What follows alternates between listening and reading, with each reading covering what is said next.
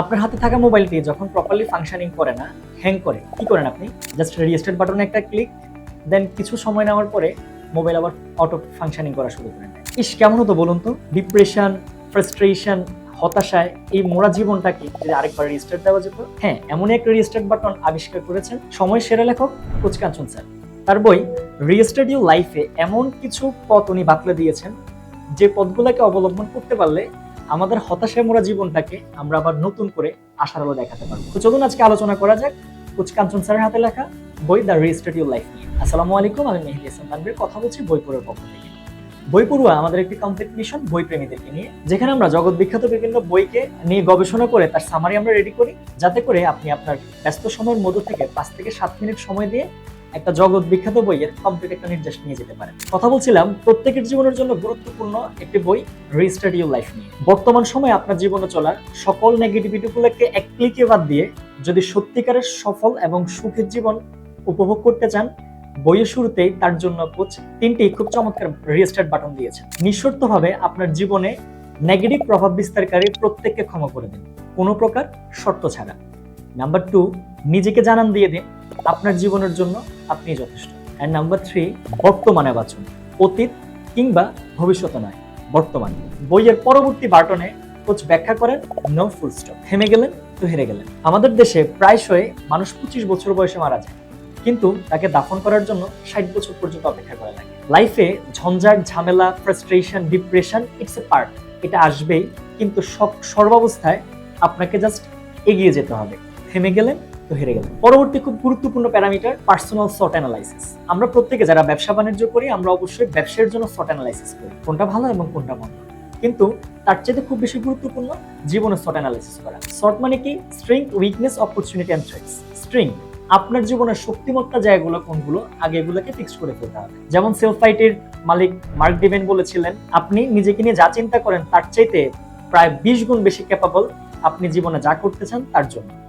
তাই আমাদের জীবনে কি কি স্ট্রেংথের জায়গা আছে, শক্তির জায়গা আছে, আগে থেকে এগুলোকে ডিসাইড করে ফেলাটা খুব বেশি গুরুত্বপূর্ণ। নাম্বার 2 তে উইকনেস গুলো কি কি, আমার কি কি দুর্বলতা আমাকে আটকে রেখেছে, এই উইকনেস গুলোকে ফিগার আউট বা ফাইন্ড আউট করে তা থেকে উত্তরণের জন্য একটি পথ আমাকে বের করে আনতে হবে। নাম্বার 3 তে কোন কোন অপরচুনিটি বা সুযোগগুলো আমার শক্তিমত্তার আলোকে আমার জন্য অপেক্ষা করছে, এই সুযোগগুলোকে খুঁজে বের করতে হবে, এবং তা নিয়ে যদি আমি ড্রাইভ দিতে পারি, আমার জীবনের দৌড়টা অনেকটা ইজিয়ার হয়ে যাবে। এবং নাম্বার 4, কোন কোন জিনিসগুলো আপনার জীবনে চলার পথে আপনাকে আটকে রেখেছে, ধরে রেখেছে, দাবিয়ে রেখেছে, এই থ্রেডস গুলোকে চিনে একটা একটা করে যদি ধ্বংস করে দেওয়া যায়, তাহলেই আপনার জীবনের পরবর্তী জার্নিটা খুব ইজিয়ার হতে চলছে। লেখকের মতে চাইলেই প্রত্যেকটা জিনিস সম্ভব। ঠিক যেই মুহূর্তে বাংলাদেশে 30 বছর বয়সী শিক্ষার্থীরা চাকরিতে বয়স সীমা বাড়ানোর জন্য আন্দোলন করছেন, ঠিক একই সময়ে পেরুতে বসে 12 বছরের ছেলে বসে হাসতে খেলতে ব্যাংক প্রতিষ্ঠা করছে, এবং তার ব্যাংকে তার চাইতে বয়স্ক লোকদেরকে সে কাজের ব্যবস্থা করে দিচ্ছে। 7 বছর বয়সে নির্বুদ্ধিতার জন্য বের করে দেওয়া টম পরবর্তী 25 বছরে পুরো পৃথিবীর অন্ধকারের যুগ থেকে পুরো পৃথিবীকে আলো উপহার দিয়েছেন, যার নাম ছিল থমাস আলভা এডিসন, যার আলোয় আজকে পুরো পৃথিবী আলো। বোবা, বধির এবং একই সাথে অন্ধ হেলেন কিলার তার জীবদ্দশায় দৃষ্টিশক্তি সম্পন্ন মানুষের তুলনায় প্রায় 100 গুণ বেশি বই পড়েছেন, লিখেছেন 11টি বই, অভিনয় করেছেন এবং পিএইচডি ডিগ্রি পর্যন্ত অর্জন করেছেন। বাংলাদেশ ব্যাংকের সাবেক গভর্নর আতিউর রহমান মাঠে গরু চড়াতেন। টাকার ক্রাইসিস এতটাই ছিল, ক্যাডেট কলেজে চান্স পাওয়ার পরও ভর্তির জন্য টাকা জোগাড় করতে পারছিলেন না। মানুষের থেকে টাকা তুলে ক্যাডেট কলেজে ভর্তি হওয়া ছেলে নিজের ইচ্ছা এবং অদম্য শক্তি দিয়ে এতটুকু এগিয়ে গিয়েছিলেন যে পরবর্তীতে বাংলাদেশি টাকার উপরে তার সাইন ছাড়া টাকাটাই অচল হয়ে পড়ে। লেখকের মতে ছোট ছোট কাজে অসীম ক্ষমতা আছে। লেখক এক্সাম্পল দিয়ে ব্যাখ্যা করেন যে পৃথিবীতে সবচেয়ে বেশি মানুষ মারা যায় মশার কামড়ে, হাতি কিংবা এরোপ্লেনের নিচে পড়ে মানুষ তেমন বেশি মারা যায় না যতটা বেশি মশার কামড়ে মারা যায়। এটাই জন্যই বলেছেন যে ছোট্ট ছোট্ট কাজের মধ্যে এক বিশাল ক্ষমতা আসলে লুকায়িত আছে। আমরা সবসময় অনেক বড় কিছু করে ফেলবো, অনেক বিশাল কিছু করে ফেলবো, এই চিন্তা করতে করতে আমাদের কালক্ষেপণ করে ফেলি বা সময়টাকে নষ্ট করে ফেলি। কিন্তু আমার সামনে আসা ছোট্ট ছোট্ট কাজগুলা আমার লাইফের জন্য অনেক বেশি ইমপ্যাক্টফুল হইতে পারে, এটা চিন্তা করে এই কাজটা করে ফেলাটা অনেক বুদ্ধিমানের একটি কাজ। জীবনে অবিশ্বাস্য সফলতা পাওয়ার জন্য 5টা বাটন সম্পর্কে কোচ ব্যাখ্যা করে দিয়েছেন। প্রথম, যা যা আপনার ভালো লাগে না তা করতে শুরু করুন। নাম্বার 2, সবচেয়ে অপছন্দের কাজটি আগে করুন।